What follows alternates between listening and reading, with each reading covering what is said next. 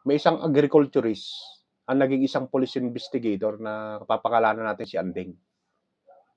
Sa isang lugar, merong isang insidente ng pamamaril at sila ang naatasang mag-imbestiga dito. Kasamang nag-imbestiga ni Andeng, yung kabady niya na si Bitoy. Sa kanilang pag-iimbestiga, meron silang nakita na isang testigo, na isang babae. Mrs., handa po ba talaga kayong tumistigo dun sa insidente ng pamamaril dito sa lugar niyo? Handang-handa po ako, sir, sabi ng babae ngayon. Kung ganun po, pwede niyo po bang sabihin sa amin kung ano po ang pangalan niyo at katayuan niyo sa buhay? Sabi ni Anding ngayon. Ay, ako nga po pala po si Guada. 30 taong gulang, may isang anak at wala po akong asawa.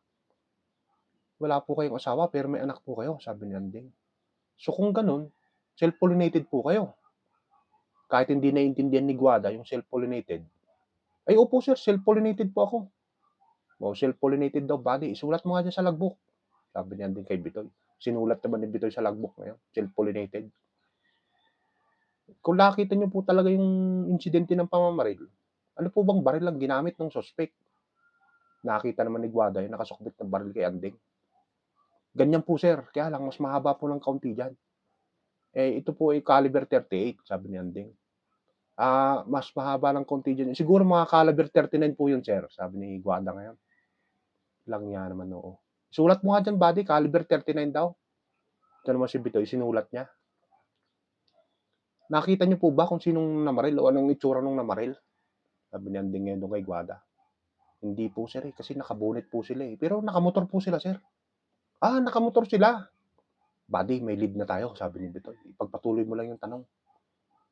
Kung nakamotor po sila, ano pong plate number? Nakuha niyo po ba yung plate number? Ay, hindi po sir sabi naman ni Guada ngayon.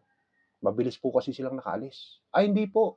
Ang ibig ko pong sabihin, kung natatandaan niyo po yung nakasulat dun sa plate number, ang natatandaan ko lang po, sabi naman ni Guada, nagsisimula po yun sa 4. Ayos, buddy, may lead na talaga tayo, sabi ni Bitoy niya. Ipagpatuloy mo lang yung tanong. Nagsisimula po sa 4. Ano pong kasunod ng 4? For registration po Kamot si Anding ng ulo ngayon. Tara na nga, buddy!